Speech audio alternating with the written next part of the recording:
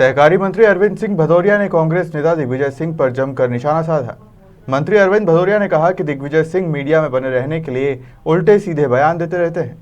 मंत्री अरविंद भदौरिया ने दिग्विजय सिंह से सवालिया अंदाज में पूछा कि जो व्यक्ति कांग्रेस आला कमान सोनिया गांधी और राहुल गांधी की डिग्री सार्वजनिक करेगा, दिग्विजय सिंह ऐसे व्यक्ति को बतौर क्या इनाम देंगे। प्रदेश की सियासत में भले ही भाजपा और कांग्रेस का बोलबाला हो, लेकिन इसके बावजूद भी प्रदेश की सियासत मौजूदा समय में महाराजा बनाम राजा पर टिकी हुई है।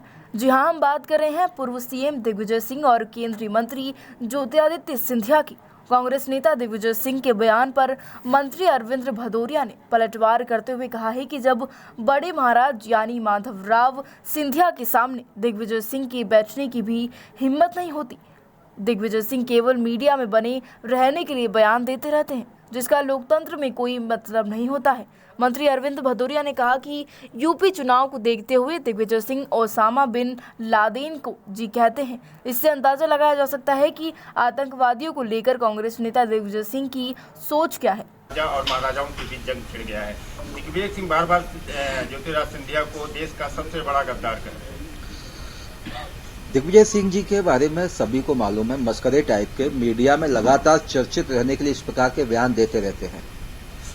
एक्चुअली देश के गद्दार तो आप आत्मचिंतन करिए। दिग्विजय सिंह जी, बटाला कांड पे आप क्या बोले थे?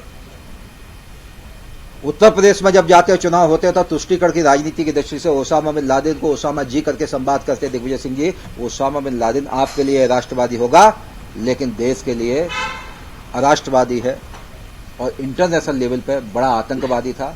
तो आप क्या सोच के करना चाहते हैं?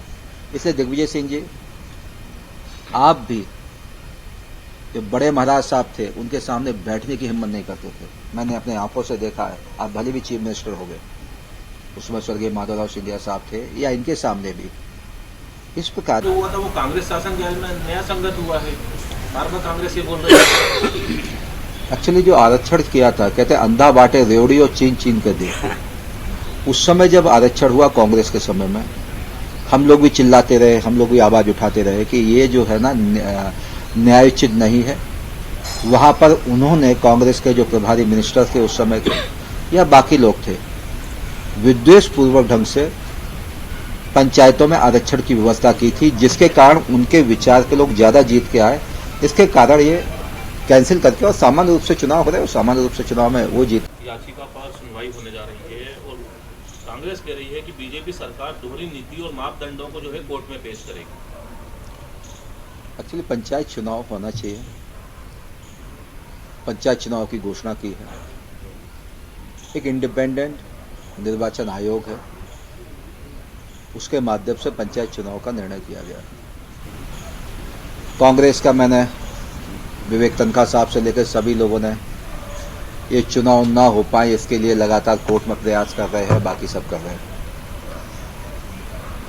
ये आम जनता का चुनाव है। कोर्ट का जो निर्णय होगा वो सर्वमान्य है, लेकिन भारतीय जनता पार्टी के मुख्यमंत्री, सरकार के मुख्यमंत्री माननीय शिवराज सिंह चौहान साहब स्पष्ट निर्देश है कि चुनाव होगा और चुनाव होना भी चाहिए। अभी तक का जो इतिहास है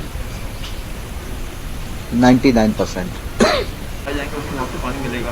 कांग्रेस आरोप लगा रही है पहले ही जनता बिजली की मार भी झेल रही है, बिलों को झेल रही है उनकी, अब पानी की दोहरी मार झेलनी पड़ेगी उसे। कांग्रेस के समय में जो प्रकार का जो कहते हैं, दिग्विजय सिंह जी उस समय चीफ मिनिस्टर थे, आपको ध्यान है बिजली की स्थिति खराब थी, हालत खराब थी। अभी भी किसान बंधुओं से मैं निवेदन करना चाहता हूं कि सबको मालूम भी है, मीडिया के माध्यम से भी कहना चाहता हूं, टोटल मिला के जो बिजली मध्य प्रदेश के मुख्यमंत्री शिवराज सिंह चौहान आपको दे रहे हैं, वो बिजली के जो किसानों को बिजली दे रहे हैं, तो 92% बिल जो है ना, ये मध्य प्रदेश के मुख्यमंत्री शिवराज सिंह चौहान साहब दे रहे हैं। मात्र 8% हम किसानों से ले रहे हैं।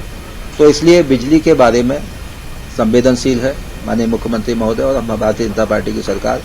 लेकिन एक प्रार्थना भी कर रहे हैं आप सबके बीच में कि बिजली की बचत ही बिजली का उत्पादन है। जैसे दिन में लाइट जलती रहती है, बाकी सब ये सब होती रहती है, तो इसका भी बचत करने की आवश्यकता है। पानी का विषय है, तो पानी के लिए मोदी सरकार ने पूरे मध्य प्रदेश में या पूरे देश भर में सभी को स्वच्छ पानी मिल जाए, सभी को जो है ना फिल्टर वाला पानी मिल जाए। गांव-गांव में टंकियां बना के, एक क्लस्टर बना के हर घर में नल से पानी देने की व्यवस्था 2023 तक का पूरा प्लान है, एक्शन प्लान है।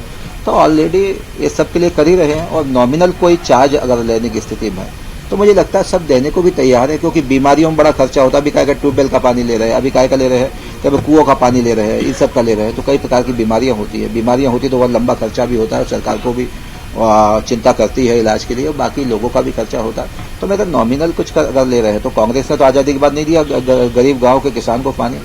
आज भारतीय जनता पार्टी भी ऑक्सीजन प्लांट है वहाँ पे जो परीक्षण किया गया उनमें कई ऑक्सीजन प्लांट नहीं चल पाए हैं। अब चूंकि मंत्री जाके उसका निरीक्षण कर रहे हैं तो कांग्रेस कह रही है कि केवल एक फॉर्मेलिटी है, असल हकीकत ये है। गौरतलब है कि दिग्विजय सिंह ने ट्वीट करके कहा है कि पीएम नरेंद्र मोदी और संबित पात्रा की जो व्यक्ति डिग्री सार्वजनिक करेगा उसे बतौर 2 लाख रुपए का इनाम दिया जाएगा। इस मामले में मंत्री अरविंद भदौरिया ने कहा कि जो व्यक्ति कांग्रेस आलाकमान सोनिया गांधी और राहुल गांधी की डिग्री सार्वजनिक करेगा उसे क्या इनाम मिलेगा। भोपाल से उमेश यादव की रिपोर्ट।